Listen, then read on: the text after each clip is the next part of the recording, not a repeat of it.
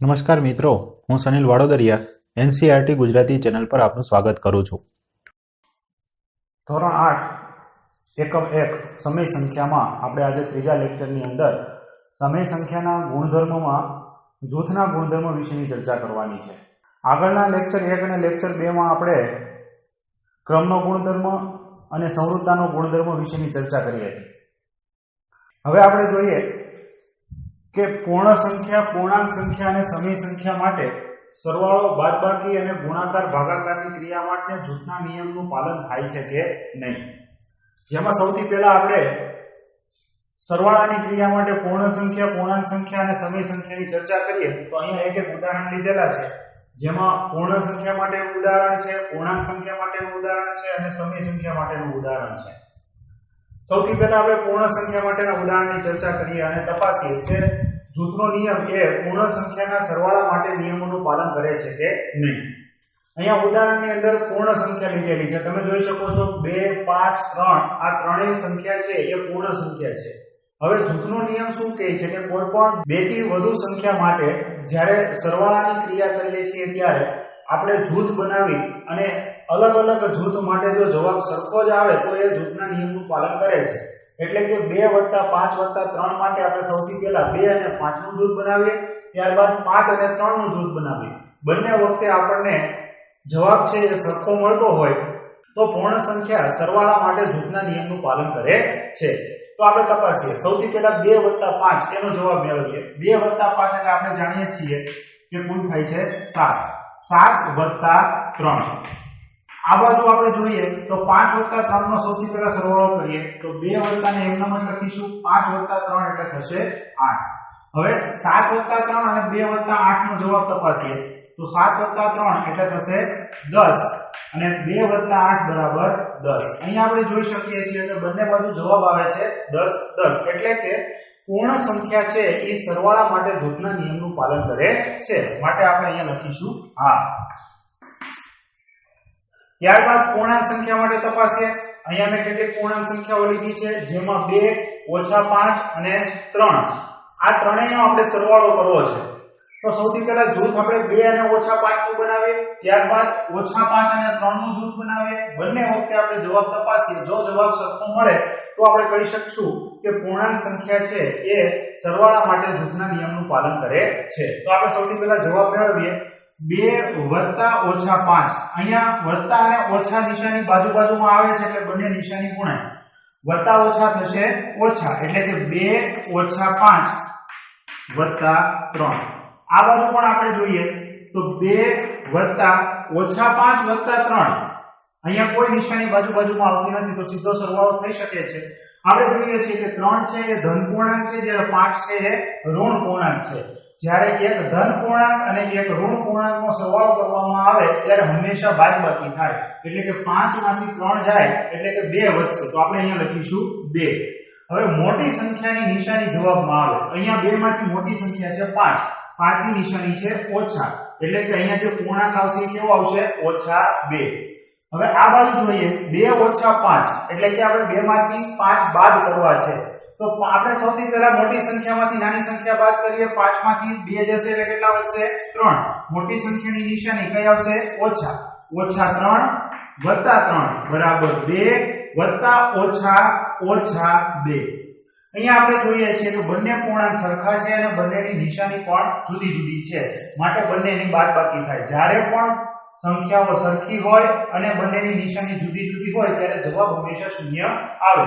તો -3 + 3 નો જવાબ આવશે 0. +2 - 2 નો જવાબ આવશે 0. એટલે કે અહીંયા પણ આપણને જવાબ કેવો મળે છે? સરખો. માટે આપણે કહી શકીએ છીએ કે પૂર્ણાંક સંખ્યા છે એ સરવાળા માટે જૂથના નિયમનું પાલન કરે છે. તો આપણે અહીંયા લખીશું હા. આ જ રીતે સમય સંખ્યાની અંદર પણ તપાસીએ તો અહીંયા મેં કેટલીક સમય સંખ્યાઓ લીધી છે. 3 સમય સંખ્યા લઈ ત્રણેયમાં 2 ના જૂથ બનાવેલા છે. બંને વખતે જૂથ અલગ અલગ છે. હવે આપણે તપાસીએ કે આ બંને જૂથના જવાબ છે એ સરખા આવે છે કે નહીં. તો આપણે સૌથી પહેલા અહીંયા જોઈએ 5/4 + 1/2. અહીંયા છેદમાં 4 અને 2 છે એટલે કે એનો લસા લેવો પડે.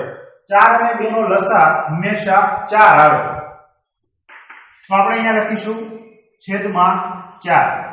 હવે 5 ના છેદમાં 4 છે એટલે 5 ને આપણે એમનેમ જ લખીએ. અહીંયા આપણે જોઈએ છીએ કે છેદમાં 2 છે, આપણે લાવવા છે 4, તો 2 ને કેટલા વડે ગુણીએ તો 4 આવે, તો 2 ને 2 સાથે ગુણવાથી 4 આવે, તો ઉપર નીચે બંને બાજુ 2 સાથે ગુણવા પડે. તો 1 ને 2 સાથે ગુણીએ તો 2 એકા 2 અને 2 દુ 4, તો આપણે છેદમાં 4 મૂકેલા છે, વત્તા 3 ના છેદમાં 4. અહીંયા આપણે જોઈએ 5 ના છેદમાં 4 ને આપણે એમનેમ જ રાખીશું. અહીંયા જૂથ છે એનો સરવાળો કરીએ, અહીંયા પણ છેદમાં 2 અને 4 છે, આગળ જોયું કે એ પ્રમાણે લસા કેટલો આવશે 4, તો આપણે છેદમાં લખીશું 4. હવે આપણે જોઈએ કે 1 ના છેદમાં 2 છે, ત્યાં આપણે 4 લાવવા છે, તો કેટલા વડે ગુણવું પડશે 2 સાથે, તો ઉપર નીચે 2 સાથે ગુણતા 1 ને 2 વડે ગુણીએ તો 2 એકા 2 વત્તા 3 ના છેદમાં 4 છે એટલે ત્યાં કોઈને ગુણવાની જરૂર નથી. હવે આપણે બંનેનો અંશનો સરવાળો કરીએ તો 5 વત્તા 2 એટલે કેટલા થશે 7 ના છેદમાં 4 વત્તા 3 ના છેદમાં 4.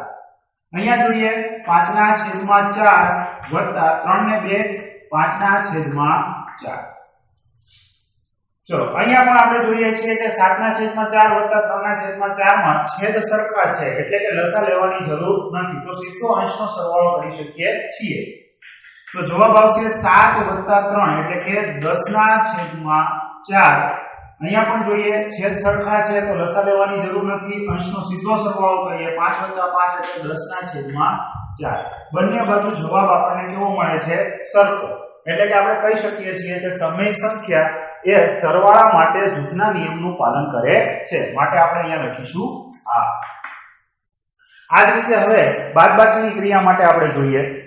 જૂથના નિયમ માટે બાદબાકીની ક્રિયા માટે મેં કેટલાક અહીંયા ઉદાહરણ લીધા છે, તેને આપણે જોઈએ. પૂર્ણ સંખ્યા માટે સૌથી પહેલા 2 - 5 - 3 બરાબર 2 - 5 - 3. અહીંયા જૂથ છે એ 2 અને 5 નું તથા 5 અને 3 ના જૂથ બનાવેલા છે. આપણે ફરી વખત તપાસવાનું છે કે બંનેના જવાબ સરખા આવે છે કે નહીં. તો સૌથી પહેલા કૌંસની અંદર જે ક્રિયા આપેલી છે તેની બાદબાકી કરીએ. 2 - 5 એટલે કે અહીંયા 2 છે એ ધન પૂર્ણાંક છે, 5 છે એ ઋણ પૂર્ણાંક સમજીએ અને આપણે બાદબાકી કરીએ તો 2 ધન પૂર્ણાંક 5 ઋણ પૂર્ણાંક, જેથી બાદબાકી થશે 5 માંથી 2 જશે એટલે કેટલા વધશે 3. પણ મોટી સંખ્યાની નિશાની જવાબમાં આવે એટલે -3 -3 આ બાજુ આપણે ચેક કરીએ 5 - 3 એટલે કે 5 માંથી સીધા 3 બાદ કરો કેટલા વધશે 2, તો 2 ઓછા જવાબ આવે છે અહીંયા 2. હવે જોઈએ -3 -3 બંને સંખ્યાની નિશાની છે એ સરખી છે, માટે હંમેશા સરવાળો થાય. તો 3 + 3 એટલે કેટલા થશે 6, અને નિશાની કોની આવશે મોટી સંખ્યાની. બંને નિશાની સરખી જ છે તો આપણે ઓછાની નિશાની મૂકીશું.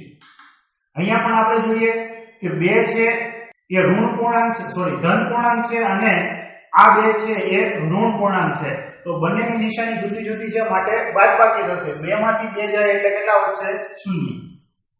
તો અહીંયા આપણે જોઈએ છીએ કે -6 is not equal to 0, એટલે કે -6 એ 0 બરાબર નથી, માટે બંને જૂથનો જવાબ સરખો આવતો નથી, જેથી આપણે કહી શકીએ છીએ કે પૂર્ણ સંખ્યા છે એ બાદબાકીની ક્રિયા માટે જૂથના નિયમનું પાલન કરતો નથી, તો આપણે અહીંયા લખીશું ના. આ જ રીતે આપણે પૂર્ણાંક સંખ્યા માટે જોઈએ, તેનું પણ એક ઉદાહરણ લીધું છે. સૌથી પહેલા કૌંસની ક્રિયા કરીએ. બંને નિશાની બાજુ બાજુમાં આવે છે માટે ગુણાશે ઓછે ઓછે થઈ જશે વત્તા, એટલે કે 2 + 5 - 3 બરાબર 2 ઓછા. હવે અહીંયા કૌંસની ક્રિયા કરીએ તો -5 - 3 બંનેની નિશાની સરખી છે એટલે હંમેશા સરવાળો થાય. તો 5 ને 3 કેટલા થશે 8. બંને નિશાની સરખી છે એટલે આપણે આગળ ઓછાની નિશાની મૂકી શકીએ છીએ. ચલો હવે આપણે કૌંસની ક્રિયા કરીએ તો 2 + 5 એટલે કેટલા થશે 7 - 3. અહીંયા આપણે જોઈએ નિશાની બાજુ બાજુમાં આવે છે એટલે એનો સરવાળો થશે, તો 2 + 8. હવે આપણે 7 - 3 અને 2 + 8 ની ક્રિયા કરીએ તો 7 - 3 એટલે કેટલા થશે 4 બરાબર 2 + 8 કેટલા થશે 10. અહીંયા આપણે જોઈ શકીએ છીએ કે 4 is not equal to 10, એટલે કે 4 અને 10 બે સરખા નથી, માટે અહીંયા પણ પૂર્ણાંક સંખ્યા છે બાદબાકીની ક્રિયા માટે જૂથના નિયમનું પાલન કરતો નથી, તો માટે આપણે અહીંયા લખીશું ના. હવે આપણે સમય સંખ્યા માટે જોઈએ તો સમય સંખ્યાના ઉદાહરણ 5/4 ઓછા 1/2 આનું એક વખત જૂથ બનાવેલું છે, બીજી વખત 1/2 ઓછા 3/4 નું જૂથ બનાવેલું છે. બંને વખતે બાદબાકીની ક્રિયા છે. બાદબાકીની ક્રિયા કરીએ તો છેદ છે એ 4 અને 2 છે, માટે લસા કેટલો આવશે 4. અહીંયા 5/4 છે એટલે 5 ને આપણે એમનેમ જ મૂકીશું, ઓછાની નિશાની. 1/2 છે, છેદમાં 4 લાવવા છે એટલે કે કેટલા વડે ગુણવું પડશે 2 સાથે, તો 1 ને 2 સાથે ગુણીએ તો જવાબ આવશે 2 ઓછા 3/4. 5/4 ને આપણે એમનેમ જ મૂકીએ, ઓછાની નિશાની. 1/2 ઓછા 3/4. અહીંયા છેદ છે એ 2 અને 4 છે, માટે આપણે તેનો લસા લેશું. કેટલો આવશે 4. 1/2 છે તો આપણે છેદમાં 4 લાવવા છે, કેટલા વડે ગુણવું પડે 2 સાથે, તો 1 ને 2 સાથે ગુણો 2 એકા 2 ઓછા 3/4 છે એટલે 3 ને આપણે એમનામ જ મૂકીશું. હવે આપણે અંશનો બાદબાકી કરીએ તો 5 માંથી 2 જાય એટલે કેટલા વધશે 3/4 ઓછા 3/4. આ બાજુ જોઈએ 5/4 ઓછા 2 ઓછા 3. 2 છે એ ધન પૂર્ણાંક છે, 3 છે એ ઋણ પૂર્ણાંક છે. એક ધન પૂર્ણાંક એક ઋણ પૂર્ણાંક હંમેશા બાદબાકી થાય. 3 માંથી 2 જાય એટલે કેટલા વધશે 1. મોટી સંખ્યાની નિશાની મૂકો, કઈ આવશે ઓછા છેદમાં 4. હવે આપણે અહીંયા 3/4 ઓછા 3/4 ની બાદબાકી કરીએ, સરખામાંથી સરખું જાય એટલે હંમેશા કેટલું વધશે 0. અહીંયા આપણે જોઈએ તો ઓછે ઓછે શું થઈ જશે વત્તા. છેદમાં 2 માં 4 છે એટલે લસા અલગ અલગ લેવાની જરૂર નથી. લસા કેટલો આવશે 4. 2/4 છે એટલે અંશની સીધો સરવાળો કે બાદબાકી થાય, તો 5 ઓછે ઓછે વત્તા 1. હવે જોઈએ 5 વત્તા 1/4. 5 વત્તા 1 એટલે કેટલા થશે 6. 6/4. તો આપણે આને લખીએ 0 is not equal to 6/4, એટલે કે બંનેનો જવાબ સરખો આવતો નથી. 0 બરાબર ક્યારે 6/4 થાય નહીં. તો આપણે આને લખીશું કે સમય સંખ્યા છે એ બાદબાકીની ક્રિયા માટે જૂથના નિયમનું પાલન કરતો નથી, માટે લખીશું ના.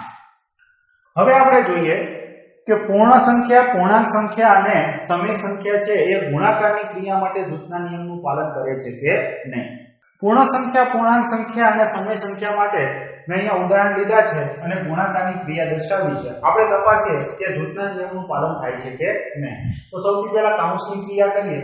2 × 5 5 દુ 10, 10 × 3.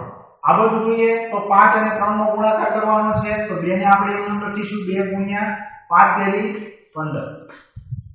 હવે જોઈએ 10 × 3 એટલે કેટલા થશે 30. 15 × 2 કેટલા થશે 30. બંને જવાબ કેવો આવે છે સરખો, માટે આપણે કહી શકીએ છીએ કે પૂર્ણ સંખ્યા એ ગુણાકારની ક્રિયા માટે જૂથના નિયમનું પાલન કરે છે, માટે આપણે અહીંયા લખીશું હા. ત્યારબાદ પૂર્ણાંક સંખ્યા માટે તપાસીએ તો 2 × -5 5 દુ 10. સંખ્યાની નિશાનીઓને ગુણીએ તો અહીંયા કોઈ નિશાની નથી, માટે હંમેશા કઈ નિશાની હોય વત્તાની. વત્તા અને ઓછા, વત્તે ઓછે ઓછા ગુણ્યા 3. આ બાજુ જોઈએ તો -5 × 3 5 તેરી 15. ઓછા અને વત્તા એટલે નિશાની કઈ આવશે ઓછા, આગળ શું આપેલું છે ગુણ્યા 2. હવે આપણે -10 × 3 અને 2 × -15 કરવાના છે. 10 તેરી 30 વત્તા ઓછા ઓછા 15 દુ 30 ઓછા વત્તા ઓછા. બંને જવાબ કેવો આવે છે સરખો, -30 બરાબર -30. તો આપણે કહી શકીએ છીએ કે પૂર્ણાંક સંખ્યા ગુણાકારની ક્રિયા માટે જૂથના નિયમનું પાલન કરે છે, માટે અહીંયા આપણે લખીશું હા. ત્યારબાદ આપણે જોઈએ કે 5/4 ગુણ્યા 1/2 ગુણ્યા 3/4 માં જૂથ આપણે બનાવ્યું છે 5/4 ગુણ્યા 1/2, અને બીજી વખત જૂથ બનાવ્યું છે 1/2 ગુણ્યા 3/4. હવે પહેલા કૌંસમાં જે જૂથ આપેલું છે તેની ક્રિયા કરીએ તો 5/4 ગુણ્યા 1/2 અંશનો સીધો જ ગુણાકાર થશે અને છેદનો સીધો જ ગુણાકાર થશે. ગુણ્યા 3/4 છે અને એમનામ જ મૂકીએ. 5/4 ને એમનામ મૂકીએ. અંશનો અંશ સાથે ગુણાકાર 1/3 ના છેદમાં 2/4. અહીંયા લસા લેવાની જરૂર નથી. લસા આપણે સરવાળા અને બાદબાકીની ક્રિયા માટે જ લેવો પડે છે. ગુણાકાર અને ભાગાકારની ક્રિયા માટે આપણે લસા લેવાની જરૂર રહેતી નથી. આપણે અંશનો અંશ સાથે ગુણાકાર અને છેદનો છેદ સાથે ગુણાકાર સીધો કરી શકીએ છીએ. તો આપણે જોઈએ 5 એકા 5, 4 દુ 8, 3/4. 5/4 ગુણ્યા 3 એકા 3, 4 દુ 8. ફરી વખત અંશનો અંશ સાથે ગુણાકાર, છેદનો છેદ સાથે ગુણાકાર. 5 તેરી 15/8 ચોક 32. 5 તેરી 15/4 અઠા 32. અહીંયા બંને જવાબ આપણને કેવા મળે છે? સરખા. 15/32, 15/32. તો આપણે કહી શકીએ છીએ કે સમય સંખ્યા છે એ ગુણાકારની ક્રિયા માટે જૂથના નિયમનું પાલન કરે છે. માટે અહીંયા આપણે લખીશું આ. આ જ રીતે આપણે ભાગાકારની ક્રિયા માટે પૂર્ણ સંખ્યા, પૂર્ણાંક સંખ્યા અને સમય સંખ્યાના ઉદાહરણ લઈને તપાસીએ તો એક પણ સંખ્યા છે એ ભાગાકારની ક્રિયા માટે જૂથના નિયમનું પાલન કરતો નથી. તો આપણે અહીંયા લખી શકીએ છીએ કે પૂર્ણ સંખ્યા છે એ ભાગાકારની ક્રિયા માટે જૂથના નિયમનું પાલન થતું નથી. એ જ રીતે પૂર્ણાંક સંખ્યા અને સમય સંખ્યા પણ ભાગાકારની ક્રિયા માટે જૂથના નિયમનું પાલન કરતી નથી. તો આપણે અહીંયા ભાગાકારની ક્રિયામાં ત્રણેયમાં ના દર્શાવી શકીએ છીએ. તો આપણે અહીંયા જોઈએ છીએ કે પૂર્ણ સંખ્યા, પૂર્ણાંક સંખ્યા અને સમય સંખ્યા છે એ જૂથના નિયમ માટે સરવાળા, બાદબાકી, ગુણાકાર અને ભાગાકારમાંથી સરવાળામાં ત્રણેયમાં પાલન થાય છે અને ગુણાકારમાં ત્રણેયમાં પાલન થાય છે, પણ બાદબાકી અને ભાગાકારની ક્રિયામાં પાલન થતું નથી. હવે આગળના લેક્ચરમાં આપણે સમય સંખ્યા માટે વિરોધી સંખ્યા, વ્યસ્ત સંખ્યા અને ગુણાકારનું સરવાળા પર વિભાજન વિશેની સમજ મેળવીશું.